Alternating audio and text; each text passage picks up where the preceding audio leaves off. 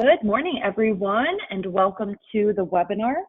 My name is Jess Larkin, and I am the Marketing Communication Specialist at Cornerstone. I'm your host for the Build Your Brand series and your go-to gal for all of your marketing questions. And I want to help you build a brand that's focused on growth.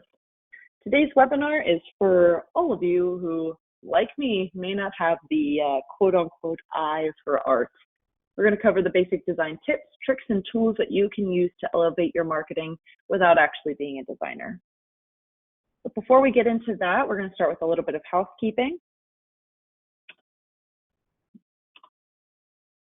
you have any questions throughout the presentation, please type them in the chat box and I will get to them at the end of the presentation. My information is right here on the screen if you'd like to contact me. Also, be sure to follow us on social media. We post industry and Cornerstone updates and information. So go to Facebook, LinkedIn, Twitter, or YouTube to give us a follow. Now let's go ahead and get started. We're going to talk about graphic design for the Artistically Challenge, and that includes me. I am not I'm not an artistic type person. But design is the most important element of your brand because it communicates a business's value and its meaning. You've likely had an initial aversion to the topic of design because you quote unquote are not an artist, but design is about more than just making something pretty. Trust me, if design required any artistic talent, I would not be doing the design work for Cornerstone. It is truly shocking how little artistic and crafty talent I have. I have none of it. My sister got it all. Good branding and design can help you leave a lasting positive impression on your clients and prospects, but it's not as easy as just slapping a logo on a Word document. An attractive branding piece with the right verbiage and simple call to action can attract the attention of prospective clients and encourage them to engage further with your services. So today we're going to talk about basic design principles and my best tips for putting together attractive marketing pieces, even if you're not quote unquote artistic. Following in the footsteps of a good design, we're going to keep it as short, sweet, and to the point as we can today. First, we're going to talk about the design process, and there are a number of basic copy and design principles that you want to keep in mind when you're putting together your marketing, whether that is flyers, videos, logos, postcards, etc. Considering the design process, which identifies a problem, produces a creative solution, and refines that solution, can help you create a marketing piece that is valuable for your client or prospect. So let's break down this process step by step. First, we want to consider the problem. What is it that your clients are struggling with? Is it affordability? Is it confusion about the market? Is it wanting to find a plan that protects their family?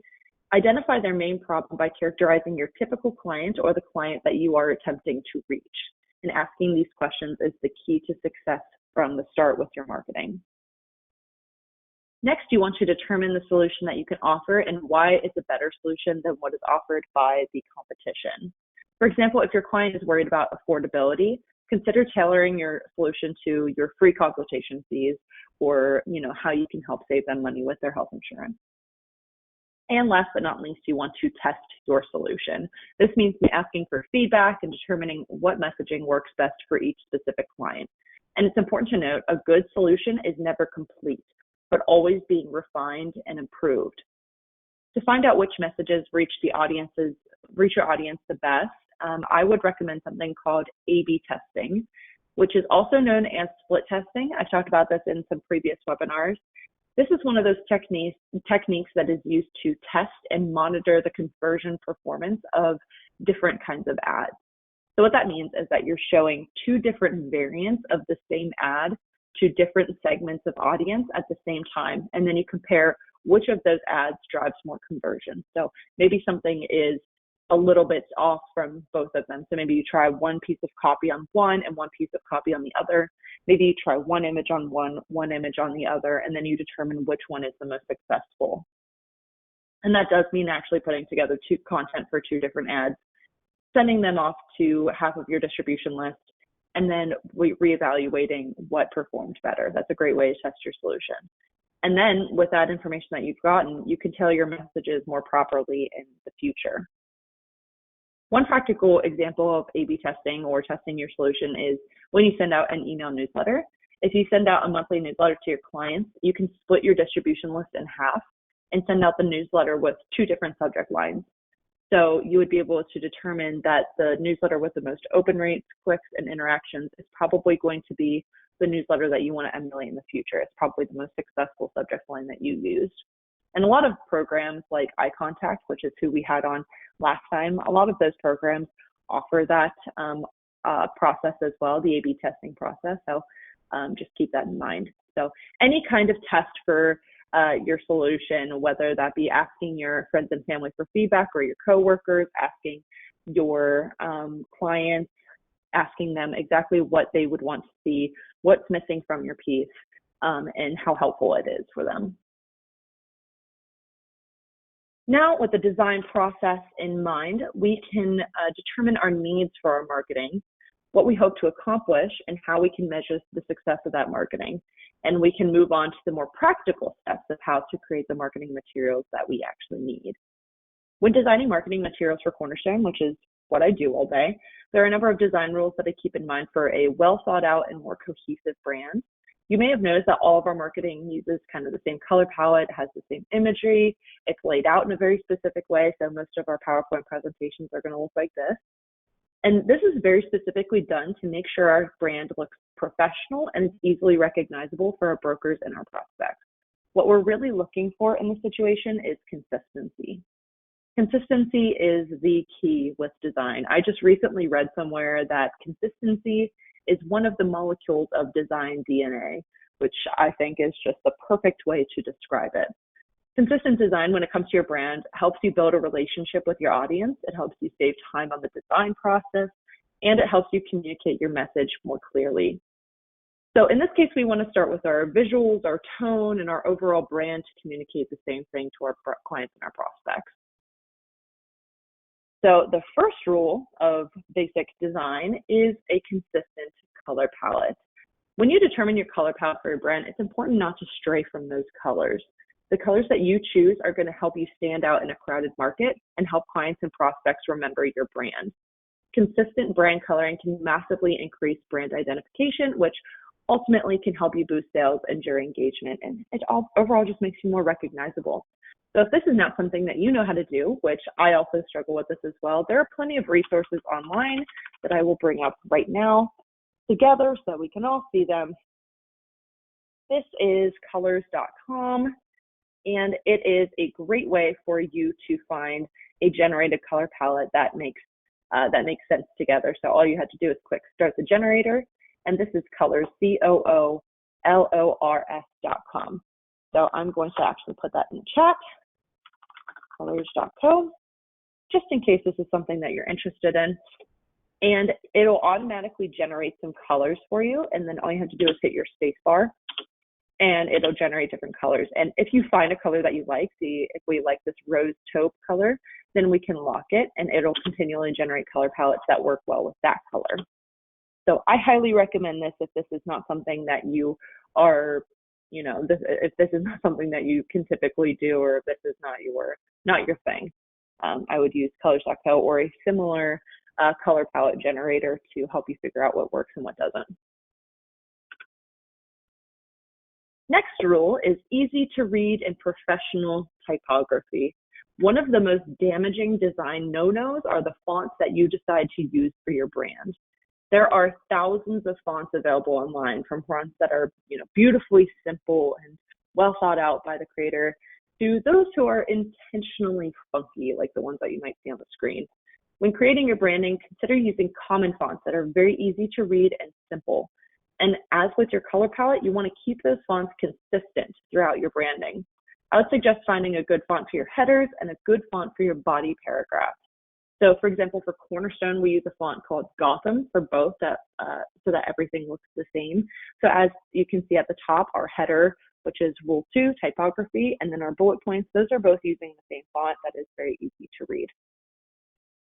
You don't want to use fonts like those on the left that I have appropriately named Make Me Very Sad, because they are difficult to read and a little bit over the top. They may look fun, and they could be fun for maybe an invitation to a baby shower or something along those lines, but in practice for your brand, they're very ineffective.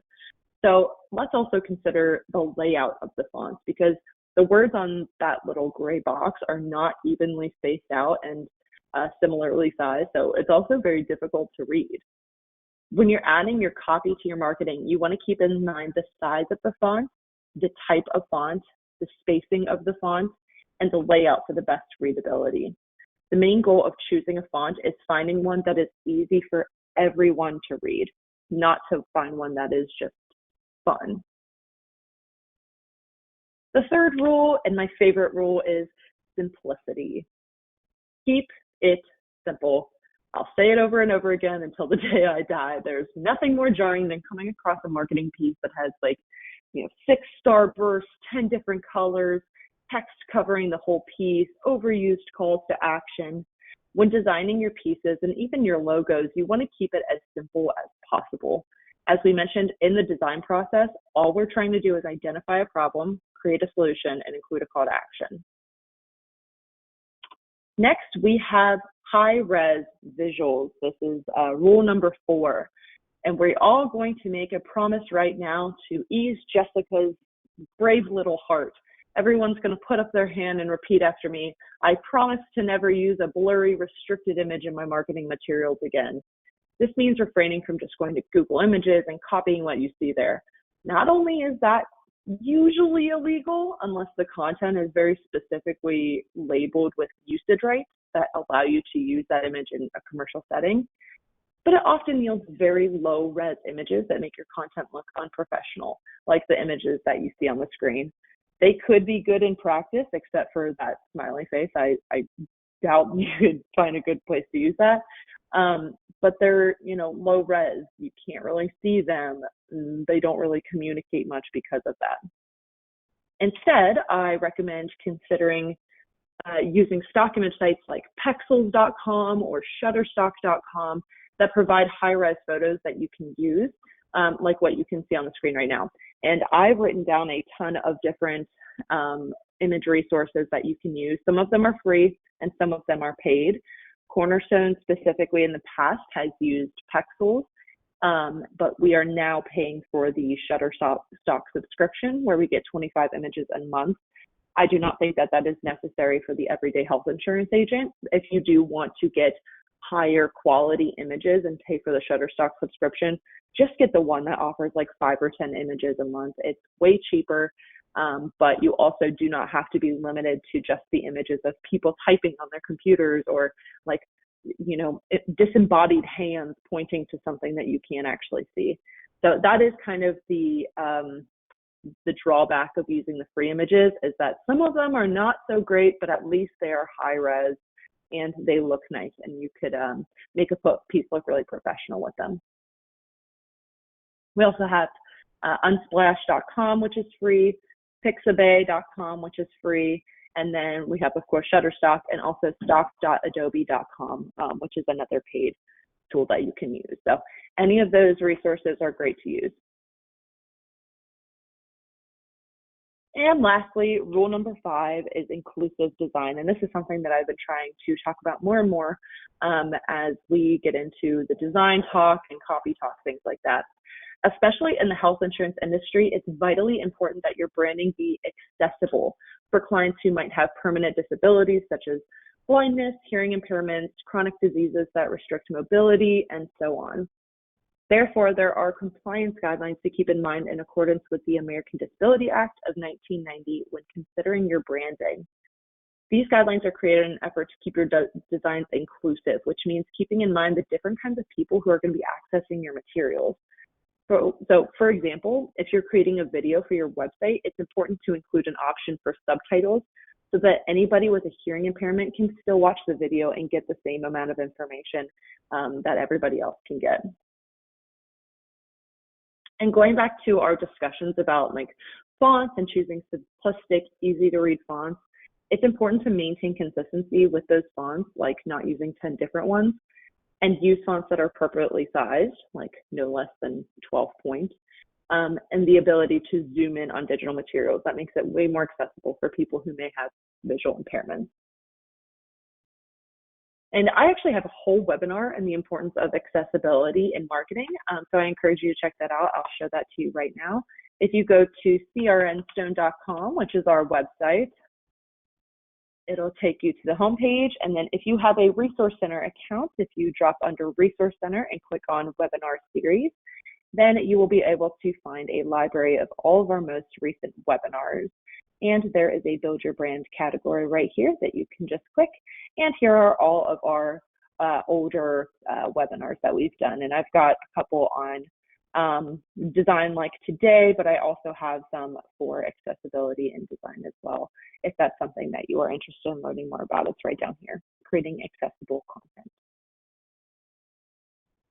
So now that we've gone through the design process and some of the basic rules of design to keep in mind as you create your marketing, let's get designing. Let's actually design something on the webinar today. And before we do that, we're going to need to find some inspiration for our brand. So if you are unsure of what you want your branding and your design to look like, and you don't really have the brain that just kind of comes up with that stuff, I know that I do not have that. A good idea is to find a brand that you like and emulate their style. So where do you find inspiration? Well, it's as simple as poking around on the internet and getting a feel for what other brands are doing these days to make their marketing stand out. Check out your competition's websites or websites with adjacent goals, like financial advisors who are trying to communicate something maybe a little bit boring but important, and something that is also difficult to understand if you're not in the industry. Consider looking at sites like that and the brands like that. What about their marketing draws you in? What are the pieces of their website that when you go to their website, you just skip over? And why do you skip over? How do you feel about their visuals, their fonts, their tone, etc.? How can you take what they have and make it your own? Design requires that we continually update, rethink, and reevaluate our existing brand so that we can stay ahead of the curve. So reviewing our competition or any adjacent brands, like I said, can help us determine where our marketing might be lacking and how we can actually take it up a notch. And if you have not seen the series finale of Ted Lasso, you are very much missing out. It was just the perfect way to end that series. Big fan. So now we are going to switch over to Canva and put what we just learned into practice. We're just going to create a basic flyer, and these tips are pretty much transferable to other marketing collateral like videos, brochures, logos, etc. So to create our piece, like I said, we're going to use my favorite design software on the internet. Canva is a free website that you can use to create brand assets like posters, flyers, brochures, social media posts, presentations, and even videos. They have just about everything that you could possibly need. So I'm going to go ahead and put it in the chat. As soon as my cat moves away, I'm going to put it in the chat what the name of this website is, which is canva.com. Highly, highly encourage that you use this. And don't fret, non-creative people like myself. Canva has thousands of templates that you can use to create your own pieces. So you don't have to be a designer in order to make good stuff. Now, I would typically recommend just using the free version of the software. However, with Canva, the pro version, I think personally, is worth the little money that it costs, which is only $120 per year. With Canva Pro, you can add to your brand, you can add your brand kit, you can have access to even more templates and images that you otherwise wouldn't use with the free version. Cornerstone got the Pro version this year, and so far it has definitely been worth the money. It has made a difference with the things that I'm making. So that's just something to keep in mind. Of course, you got to keep in mind your own budget, but I would think that if you are planning to do your own marketing in-house, that this would be a worthwhile cost for you. Now, before we get started, I'm going to give you a quick little tour of the software that we're using. Oh, so sorry. Here we go. Going to give you a quick little tour of the software that we are using so you can get an idea of what we're actually working with. So first, you're going to go to canva.com and enter your username and your password. Creating an account for this is totally free, so all you have to do is click sign up, which is going to be at the upper right-hand screen. Oh, hold on one second. Just trying to fix something on the screen. Not sure what happened there. My cat was walking on my cat was walking on my computer, and of course she caused a billion problems. So I do apologize for that. There's no way to like shoo her off naturally, so I tried to keep going, but it was not working. Anyway, so you will go to canva.com, and at the top right hand corner of the screen, you will be able to log in or sign up. And like I said, it takes very little time for you to create your account. And if you just want the free account, that's totally fine. You're not going to be pressured into buying the pro version. And the process only takes a few minutes. So once you have your account and you've logged in with your new credentials, you are taken to the home page, which kind of looks like this. Where all of your most recent designs are housed. And I use the system for a number of different personal and professional applications. So I have a lot of designs. I will say that I do have a lot of the programs, like you see at the bottom. I have Adobe Illustrator, Photoshop, and InDesign. I tend to use those, but when it comes to simplicity and trying to do something really quickly, Canva is actually my go-to. So I will tend to do all of Cornerstone's Facebook posts and things in Canva instead of through Photoshop. So that's just something to keep in mind.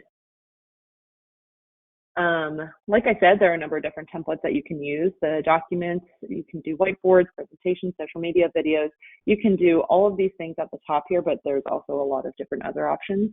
I've actually been really enjoying the whiteboards feature, where you can kind of brainstorm your designs or whatever it is that you're working on. It doesn't even have to be design related. Maybe you're brainstorming a different marketing strategy for yourself. You can kind of create a flow chart or use some little sticky notes to include your thoughts on it. It's just a really easy way to gather all of your information, basically doing it the same way that you would on paper, but you can do it digitally and keep it organized in a folder.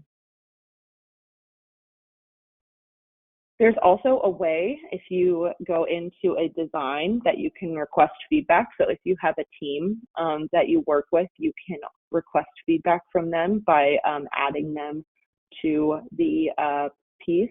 And then they can leave their own comments and everything here on the side so that you can see what they prefer. So that's if you have a nice little small team that might have some ideas on your piece. And then I just wanted to quickly go through the pro features because like I said, I do think it's worth it. Pro features allow you to create templates. So if you, for example, have a way that you continually do your Facebook posts, or you don't want to continually recreate a document, let's say you want to do like a benefit enrollment booklet through Canva, you can create a template so that you don't have to restart it every single time. So you can do that through here, and that's a pro feature that has been really helpful for us. You can also save your brand kits through the Brand Hub. If you go to the left-hand side here and click Brand Kit, and you'll just click Add New. And we're just going to call it New Brand for right now and click Create. It allows you to add any logos that you have, which you can design in Canva if you don't already have one. It can incorporate your color palette, any fonts that you want to use, any photos that you use very commonly, graphics, icons, things like that. So this is a great way to add all that stuff, and I'll show you how it works in a second here. And then as a Canva Pro member, you also have the opportunity to schedule your social media through here. So in the past, I have recommended doing something like Buffer or a similar website like that.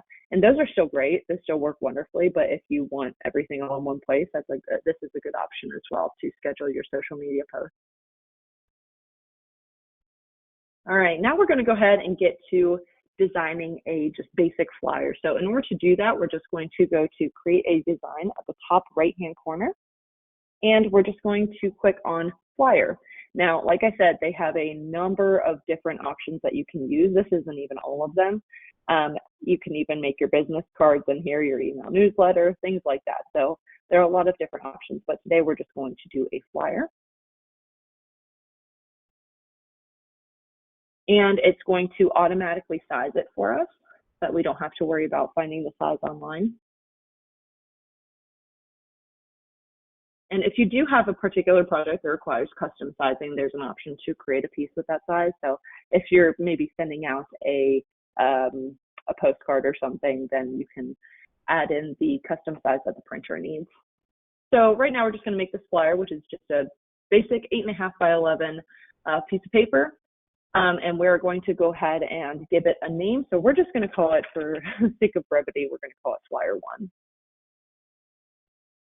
And as you can see here on the left under templates, Canva is going to provide you with a number of different template options that you can use if you don't really have an eye for designer, if you don't really care to do it yourself. You can choose any of these templates, or you can look up templates for business to make sure they look a little bit more professional.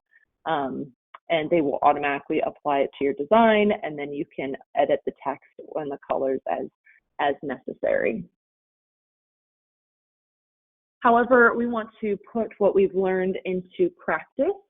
So we're going to start off with a flyer from scratch. And first, we're going to start with the copy or the wording on the flyer. And we will not work on the design of the flyer until after we have the copy worked out. So I actually tend to like doing this part in a Word document so that we can see like sort of the diluted version of the copy and make appropriate edits.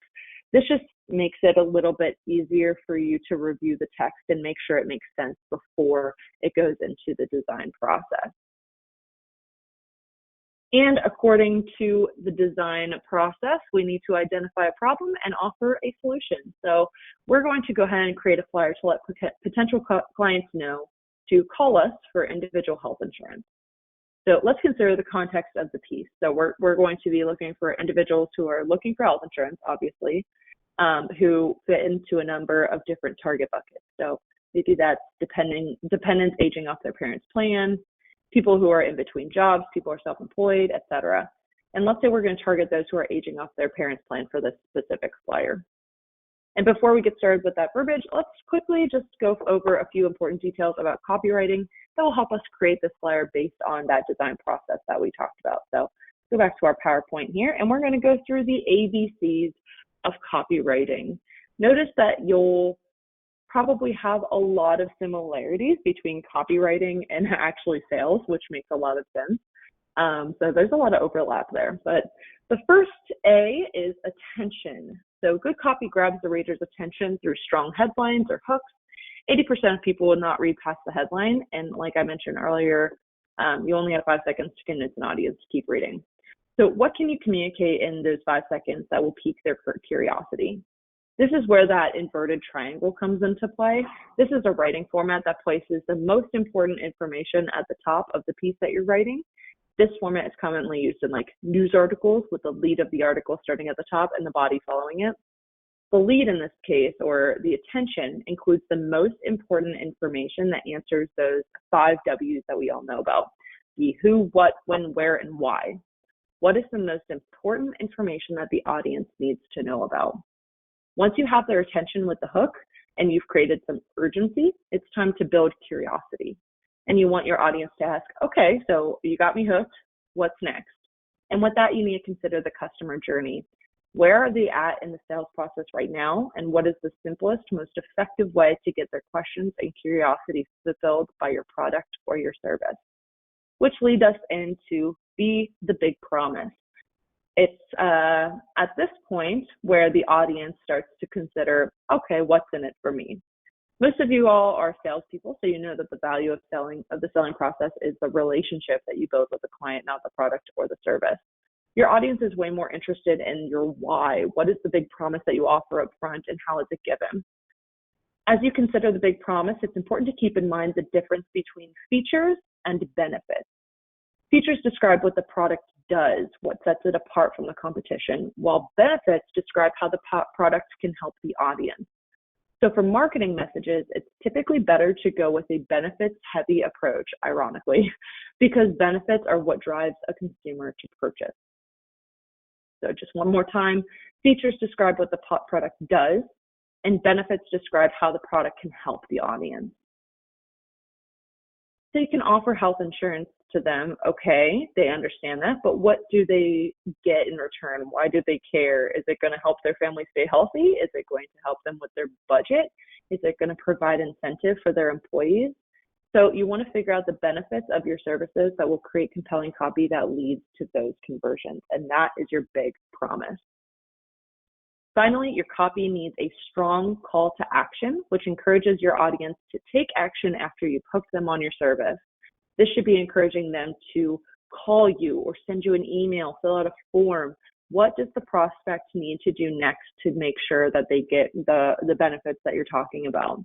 So some examples of effective calls to action that you probably have seen all the time are call today, get started, get a quote, sign up for a newsletter, and so on. And it's vitally important that you only ask your prospect to do one thing, not multiple. You don't want to leave any room for confusion because that's when they walk and you lose your conversion.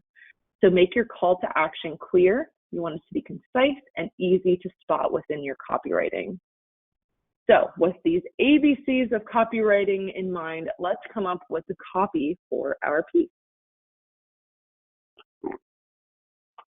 We're going to go ahead and go back to our Word document here. So first we're going to start with a heading to grab their attention. As you can see, I kind of already wrote this down because I didn't want to spend all this time while you were on the phone with me, but here we go. Based on our target audience, which we said it's going to be the dependents aging off of their parents' plans, we're going to go with something like, are you new to health insurance? I can help. That heading is simple and it could capture the attention of the audience that we are speaking to. Next, we're going to work on the body of the piece, which is also known as our big promise, the B of the ABCs of copywriting. In the body, we want to include who we are, what problems we can solve for the client, and why they should choose us over the competition. So I put this little body paragraph together. They don't really teach you about health insurance in school, so where do you start? We take the guesswork out of the process and give you the tools and education you need to make an informed decision about your healthcare. What's more, we help you take advantage of all the benefits your plan has to offer, including gym discounts, 24/7 nurse lines, telemedicine, and much more. We offer individual and family health insurance plans, as well as ancillary products like dental, vision, critical illness, etc. The best part is that our consultative services come at no cost to you. And I think that this copy is great for specifically the dependents aging off their parents' plans. So they're about 26 years old. They're probably more concerned about what's in it for me, what money can I save, than just about anything else that is offered with health insurance. So we want to tailor our messaging to that. Next, it's time to consider the call to action. So for this flyer, we're going to say, contact us today by phone or online for a free consultation, and quote, and include our phone number so they know who, and we're going to include our phone number so they know who to call. I accidentally added that there. So we're going to just say, contact us today by phone or online for a free consultation, and quote. Next, it's time to move on to the design process of the flyer. And I'm just going to walk you through the process exactly how I would do it if I were designing this flyer on my own. And for the sake of brevity and me not having to come up with a new brand identity kit on the spot for a fake business, we're just going to use Cornerstone's color palette and logo on this flyer as we go. And if you have any questions about why I'm doing specific things or how I'm doing specific things as we're going, please feel free to leave it in the question box and I will answer them as I go. Sometimes the design process is a lot of like just trial and error and just trying to figure out what it is that looks best with what. So we're going to go ahead and go back to Canva here, and we have our blank flyer. That actually looks a little gray, so we're going to change that to white. And we are going to use our Cornerstone brand kit, which is the reason that I wanted to mention that when talking about the pro version is that it maintains your color palette for you as well as your font. So if I want to add a heading, all I have to do is click here and it's in the font and color that I prefer with our brand identity kit. So first we're going to add that heading, which is, are you new to health insurance? I can help, so I'm just going to copy and paste that from my Word document. And then we're going to add some body text, which is right here on the left-hand side, add a little bit of body text. And so I'm just going to go over and select all of this from my Word document, and then we're going to copy it and paste it in here. We're going to fix how all this looks in just a little bit. And then finally, we want the call to action. And usually for the call to action, I use the subheading text that is offered. The reason I use the subheading text is because it's a little bit larger than the body paragraph text. So it is easily seen. And basically what I was talking about with the inverted pyramid with copywriting is that we kind of want the eye to draw down the flyer. So we want it to start up here and then we want to go down. But we also want to be able to communicate in the quickest way possible. So I want them to at least see the heading, and I want them to know how to contact us at the very least. If they don't read through the details, that's fine, because at least they have this most important information. So that stuff is bigger and easier to read, just in case they don't feel like reading all this text. So now that I have all of the copy on the page, I do a little bit of finagling. So I'm actually not super happy with how big this subheading is for a call to action. So I'm going to make it a little bit smaller to do 18-point font, just like that. We're going to move this directly in the center. And as you can see, Canva provides guides. So when you're dragging things, it'll tell you if it's directly in the center of the page. Then we're going to go to the body paragraph. This does not need to be all center aligned. I think it looks a little bit strange. So we're going to left align it, and then we're going to add a little bit of space in between each paragraph so that it's a little bit easier to read. And then I'm going to set that up again in the center of the page. Now the heading up here needs to be easily seen. So I'm actually going to go ahead and bold it by just doing Control B, or you can click the bold button up here. And I do not like how I is on a different line than can help. I think that looks a little bit strange. That's actually a different design rule where you don't want orphans or widows, which is an unfortunate name for different pieces of copy that might be hanging off of a paragraph that might look a little bit strange. So I'm just going to go ahead and move that to the next line by clicking on Shift Enter. So it doesn't add an extra space. So we have, are you new to health insurance? I can help. So we have all of our text set up, and my mind immediately goes to this heading. It looks like this text is maybe a little far apart. So are you new to health insurance and I can help looks kind of far apart for me. So I'm just going to select that text box and then click the spacing button up here at the top. And I'm going to reduce the line spacing a little bit so that the text is a little closer together. And I'm just going to go to 1. See how that looks.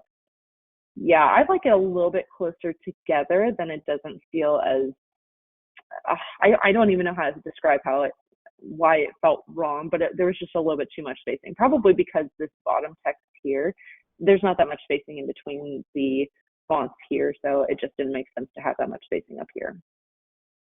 And I'm thinking today that the call to action gets a little bit lost at the bottom, so I'm going to go ahead and make that bold as well.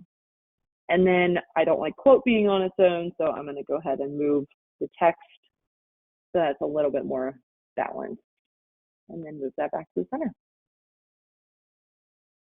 I'm also thinking that with this on the bottom by itself, it still looks a little bit strange. So I'm wondering how it would look if I increased the text just a little bit on the bottom to add some layer to it, and then decrease the text on the top. And then I'm going to go ahead and change the spacing again, because now that the fonts are different sizes, the extra spacing does actually make some sense. So we're just going to do, yeah, we'll just do that.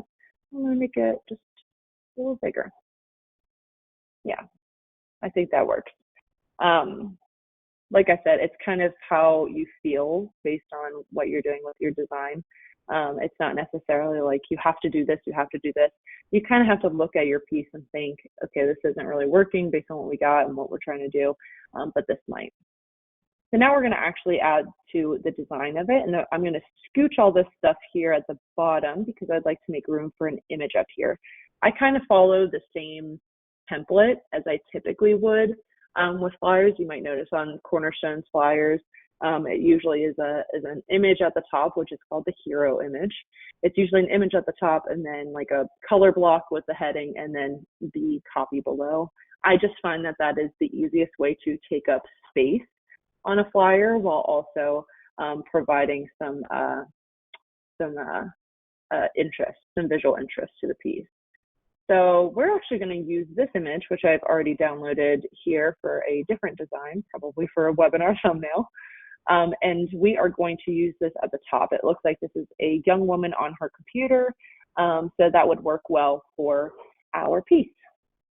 And now that we have the image on there, we kind of make it so that it fits the corners of the flyer and sort of finagle it that way. And obviously it's taking up quite a bit of space, so we are going to go ahead and crop the image so that it fits better. And Canva makes that really easy. They've got these little dashes here that you can drag and it automatically crops the image for you. Just clicking on the image, dragging up a little bit, and then we're going to move it up. And I like how that looks. So we are going to now go ahead and fix the text. That's really all design is just consistently changing how your text looks is what I'm learning during this webinar today. So we're going to change the body font to be a little bit smaller. And then we moved down the header text here at the bottom.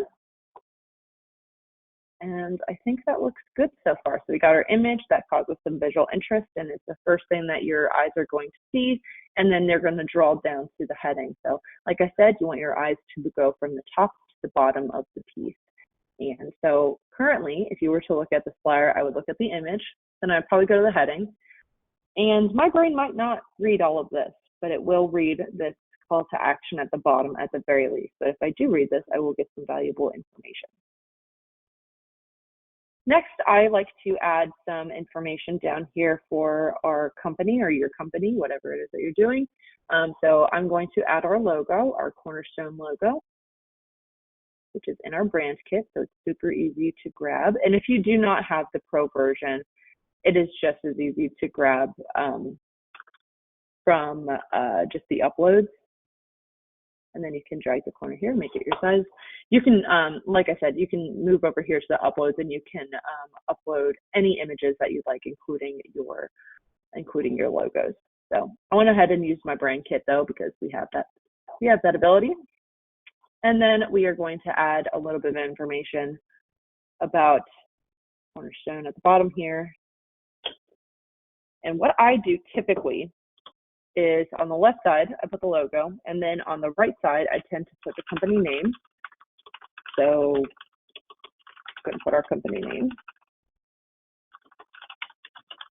And then on the next line, I do our phone number, which now I'm under pressure. I just got worried I was going to forget. And then I do like a little dash or a dot, and then I put in our email. But you can also put that in on another line itself. That's typically what I like to include at the bottom here, and I like to do it at about 10-point font. I know it looks quite small on Canva. However, when you print it, it is going to be an appropriate font. You have to remember that you are looking at the flyer at 76% right now. So things might look a little bit smaller than they otherwise would when you print them, or bigger. And scooch that over here, and I like to right align it to the side of the page that it's on. We're going to make the logo just a little bit bigger too. It's a little bit too small. And I like to make the logo and the content on the right-hand side here, I like those to align at the bottom, just because I think it looks cleaner. And then what I do is I highlight both of them, and then I move them to the center, wherever the center might be. So just to go back and talk about what I just did, I just upload the logo, and I put it in the left-hand corner until it was easily visible here. And then I put our company information right here. I'm actually going to bold our company name, kind of set it apart. with our phone number and our website. And that just gives an extra bit of information, especially if you include like your own phone number in your call to action. This gives them another option to review your company's information, like your website and things, before they give you a call. Or if they can't reach you by phone or email because you're on vacation or something, they can give the toll-free number a call.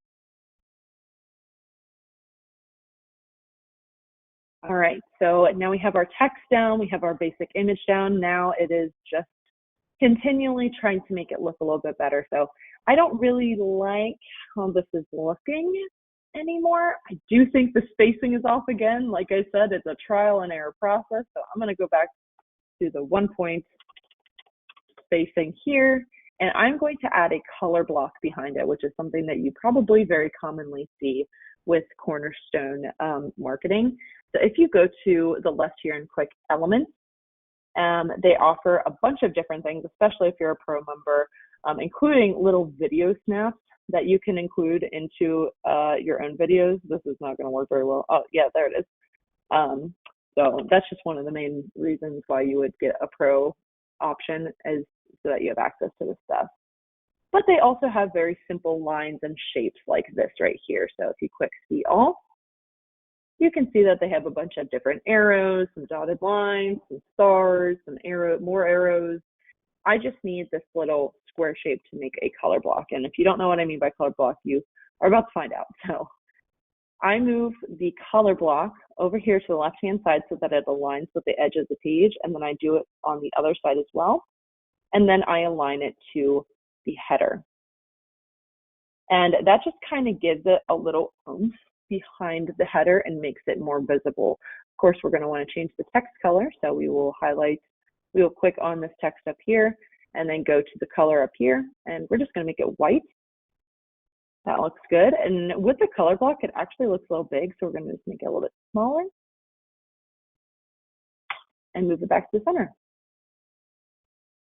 And that just makes it so that it stands out a little bit more right here. And then we have all of our information here in our body text. I'm going to move that up a little bit because I think I want to add a phone number here for my call to action. So just adding my phone number, just in case people would like to contact me from this flyer. And I'm going to, so it doesn't take away from the call to action, I'm going to unbold it and just make my contact information just a little bit smaller, so I can grab their attention first, and then they can get my information when they already have the attention.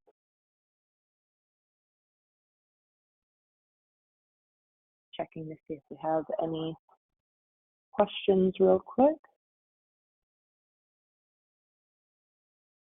Yeah, it's very much a kind of go by what you feel process the first time. Like I said, I kind of recommend creating sort of a template that you would use. So a template for flyers, a template for social media posts, a template for, whatever it is that you might be using, because it does make it a lot easier to create these things going forward. And you don't have to do as much like thinking about it. You just know I need an image at the top, I need a good heading with this color block information, and then I will have my my agency's information there at the bottom. It just becomes a lot quicker, but because we're starting this from scratch, it does take a little bit longer. But like I said, with that Canva Pro, if I hit share here, I can create a brand template over down here at the bottom. So I can save this bit so that I can just change the text later when I need to make another flyer for a different purpose. And these colors are totally customizable. These images are totally customizable. They have a bunch of stock images within Canva that they pull from. I believe they do pull from Pexels, which is what I mentioned before. I think we could actually find out where it comes from. If we just click photos down here, it doesn't really say, but a lot of these I recognize as being images from Pexels. So they actually automatically pull from there. If you don't feel like going to that site, you can just pull them directly from Canva. which is awesome. And then of course they have all these little graphics as well that I tend to use in like social media posts or whatever I might need, and pictures of doctors and things like that. That could be really helpful for you. All right. So we're going to take another look at this flyer and see if there's anything I would change. One of the bigger things I'm thinking is that this space in between paragraphs is actually quite large, but I also don't want them to be so close that it's difficult to tell that these are separate paragraphs. So I'm going to go ahead and highlight, and then we are going to go ahead and do line spacing, see if that works. Not really. So it kind of looks like our best option is to do the space in between, but that's okay. Still looks good. All right. I think with that, we got a very simple flyer that we've designed and it's ready to go. So before we move forward with this piece, we are going to go ahead and make sure that it follows all of our rules. So I'm going to move this over to the side, and we are going to open up PowerPoint on the other side because I have created for you a beautiful design checklist. This design checklist is going to walk you through all of the rules that we talked about and kind of give you an idea if there's anything that is missing. So going through this checklist, we got our first piece, which is this piece identifying a problem and offering a solution? As we talked about before, this is the lifeblood of the design process. What is the problem that you're trying to address, and how are you communicating the answer to that problem? With this flyer, we've clearly identified the problem, which is the lack of educational resources in the industry, and slightly that the health insurance costs a lot of money. So we can check off that this piece identifies a problem. Next, did I include a call to action? Yep, our flyer clearly indicates how the prospect can get in contact with us just in that one way. They only have to contact me. So there's no question exactly where they need to go and what they need to do after they see this flyer. Next, do your colors match your brand's color palette? Are the fonts simple and easy to read? Are your images sharp and high res? Check, check, and check. Cornerstone's fonts, colors, and preferred imagery is clear, simple, and easy for anyone to read. And I did not stray away from the brand. I used only Gotham. I only used our colors. I only used our logo that we typically use, things like that. So we're looking pretty good. And does the layout of your piece make sense? Based on the copywriting ABCs, we have our attention grabber, we have our big promise, and we have our call to action, like we said.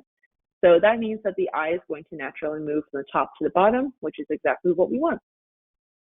And lastly, this is something that I guess I can do right now if you guys have any comments on it, but did we ask for feedback? One of the most valuable things you can do for your brand, as we briefly stated before, is to ask for feedback from a trusted colleague, a friend, or even your clients who see your marketing and branding all the time. What do they like? What don't they like? You gain some valuable insight just from asking for feedback. You can also try that A/B testing to determine what pieces of your marketing are more successful. So let me just go over that really quick. I know we're kind of getting close on time here, but just really quick, if you did want to A/B test a flyer like this, what you would do is maybe change the header on one piece or change up the body text on one piece. Maybe you change the image on one piece. So the flyers, both of the flyers that you create would both accomplish the same goal. They would have the same problem that you're trying to solve, but you would maybe vary up the wording or vary up the imagery, see what catches somebody's eye more.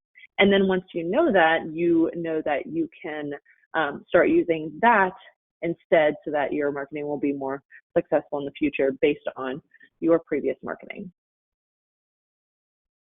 So this checklist is on the screen right now. If you want to write it down, I'm also going to have the recording of this webinar available on the Resource Center. But I would recommend that you keep this on your desk so that the next time that you make your own marketing materials, you can kind of go through and check, make sure everything is there, make sure everything is working as properly as you would like. And honestly, if you have any issues that you just don't know how to fix, or you're not sure if this flyer is as good as you think it is, or you just have questions about your design in any capacity, please feel free to send it to me. I'm more than happy to provide my feedback and information about the flyer or the piece that you're making. Maybe it's a video, whatever. I'm more than happy to provide my feedback. And maybe if there's a small enough change that I can help you with, maybe I can clean it up for you. So my information is on the screen if that's something that you're interested in doing. I'm more than happy to help you with all of your marketing needs. So now that we've gone through our checklist, we know that the piece is good to go. We have spell checked it, we have copy edited it, done all the things that need to do to make sure that it is ready for the eyes of our prospects. We can download it to a PDF, we can download it to a JPEG, a PNG, we can even make GIFs on this thing, which is kind of funny. But it is ready for you to download and to share as you prefer. You can also just automatically share it from social media on here as well, which is a nice thing. Again, I cannot stress this enough. The software that I'm using is called Canva. There's a ton of opportunity for customization and it's super budget friendly. So I highly recommend starting with this. Don't even worry about the InDesigns and Photoshops and all of that. It's not necessary if you're not a designer.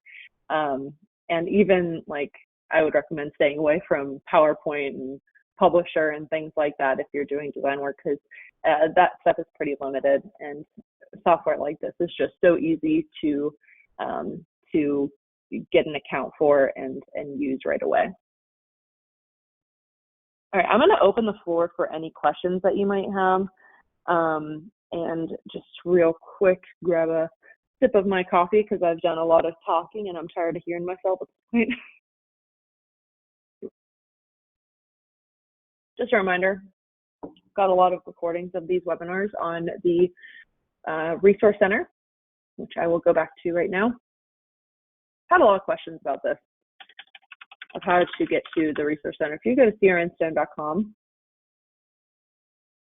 at the top here in the heading, it says Resource Center, and you can log in. And when you log in, make sure that you click, there's going to be a little checkbox that says Remember Me, which will make sure that you don't have to continually put in your login information. Once you have your Resource Center credentials in there, you have access to all kinds of things like the webinar series, which has all of your webinar recordings that maybe you might have missed in the individual corner, group corner, Build Your Brand, Tech Tuesday. Everything is available right here. The only things that are not available as far as webinar recordings are the recent Summer CE series, because we were not able to post those.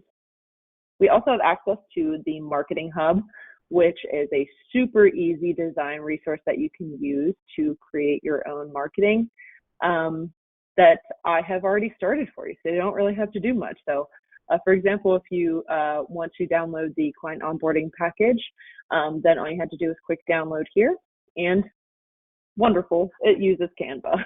So all you need is a free Canva account to click template, and then you can update the design as you would like. But I've already created all of these templates for you, so all you have to do is change them in any way that you would like to make it work for you. We have a bunch of these different templates online, so I highly recommend that you go through and check out the Cornerstone Marketing Hub. All right, it does not look like we have any questions today. Like I said, if you do have any questions about your current marketing or your current branding, the things that you're using, maybe you just want to know if you're on the right track, I really do encourage you to give me a call or send me an email. I'm happy to do a free little consultation for you on this kind of stuff. That's what I'm here for, is to be your marketing guru for all of your branding and marketing needs. So highly encourage you to give me a call if you have any questions. And thank you all for joining today. This webinar is recorded and it will be available on that Resource Center, like I talked about, under the Build Your Brand webinar series. So that'll probably come out in the next day or two if you missed something or you want to rewatch. And if you have any questions, like I said, feel free to reach out to me. I'm looking forward to chatting some more about marketing with you. If you have any other ideas for topics that you'd like to see, things that you aren't so confident with when it comes to marketing, please let me know in the survey that's following this webinar. I'm continually trying to freshen up this series, make sure that we always have something that is valuable for you. So definitely let me know in the survey following this, and everybody have a great day.